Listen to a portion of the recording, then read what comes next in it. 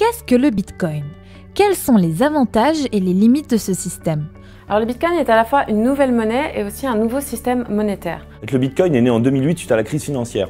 Le monde entier a pu se rendre compte que les banques dans lesquelles les citoyens avaient placé leur confiance étaient en réalité des intermédiaires loin d'être infaillibles. Le Bitcoin, c'est une monnaie qui est 100% digitale, à la fois sous sa forme, mais aussi sous son fonctionnement, puisqu'elle est totalement décentralisée et en ligne. Du coup, Bitcoin propose de faire des transactions entre particuliers qui se passent intégralement de l'intermédiaire des banques. Comment se différencie-t-il des monnaies classiques? Tous les utilisateurs de Bitcoin sont reliés entre eux de pair à pair. Quand je fais une transaction à Marjorie, elle va directement de moi à Marjorie. Le système note la transaction et toutes les 10 minutes, il produit un bloc qui représente l'historique des transactions effectuées par la chaîne Bitcoin dans le monde dans les 10 dernières minutes.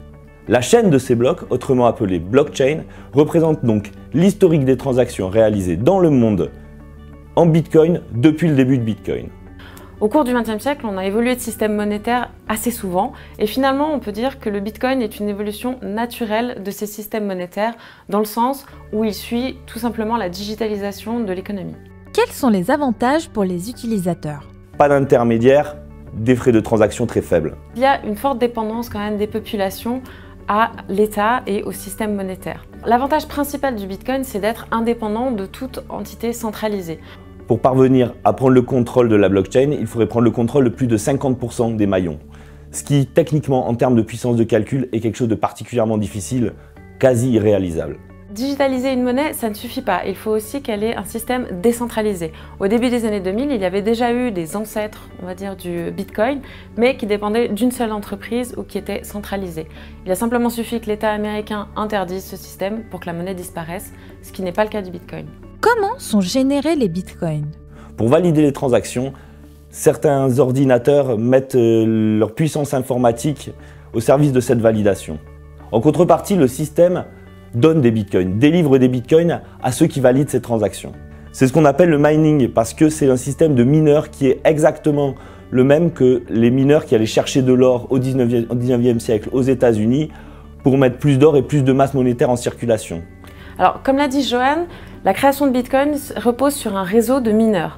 Au-delà de ça, contrairement au système plus classique où la création monétaire se fait au fur et à mesure, le nombre de Bitcoins a déjà été défini à l'origine de la création. Toutefois, on peut dire que la création monétaire peut se poursuivre étant donné que le Bitcoin est séparable quasiment à l'infini, c'est-à-dire que vous pourrez peut-être avoir dans 10 ans 0,001 Bitcoin par exemple. Quels sont les potentiels de ce système?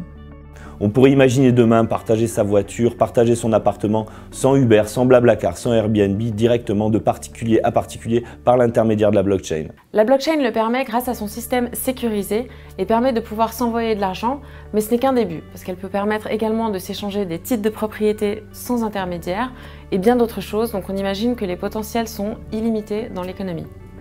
Quelles sont les limites de ce système? C'est précisément la question énergétique, c'est-à-dire le fait que au lieu de passer par un intermédiaire qui valide l'action est validée par l'ensemble des maillons de la chaîne. C'est un processus particulièrement énergivore qui est régulièrement dénoncé pour ça. Aujourd'hui, il est parfaitement inenvisageable de faire tourner Internet, la nouvelle économie, sur la blockchain intégralement.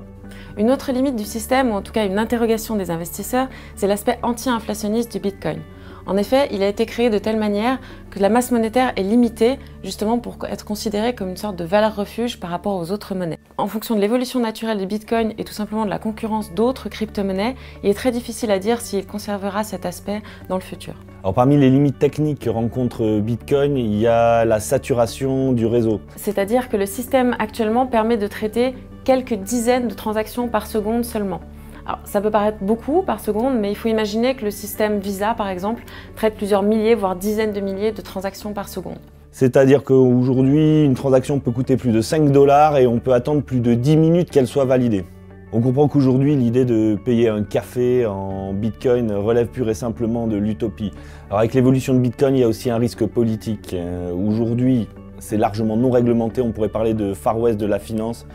En revanche, le régulateur se penche sérieusement sur la question, que ce soit la SEC aux États-Unis ou la FINMA en Suisse. En revanche, il faut largement se méfier des effets d'annonce. La Chine, par exemple, qui a plusieurs fois menacé de fermer les bureaux de change, est intervenue sur le Bitcoin et les ICO, n'a pas empêché la montée du Bitcoin et le développement de l'écosystème dans ce pays qui est devenu d'ailleurs archi-leader en la matière. Donc on peut toujours se demander quels sont les intérêts derrière les effets d'annonce. Il est probable qu'un pays comme la Chine, malgré toutes ces interventions, n'ait aucun intérêt à éliminer réellement la poule aux œufs d'or.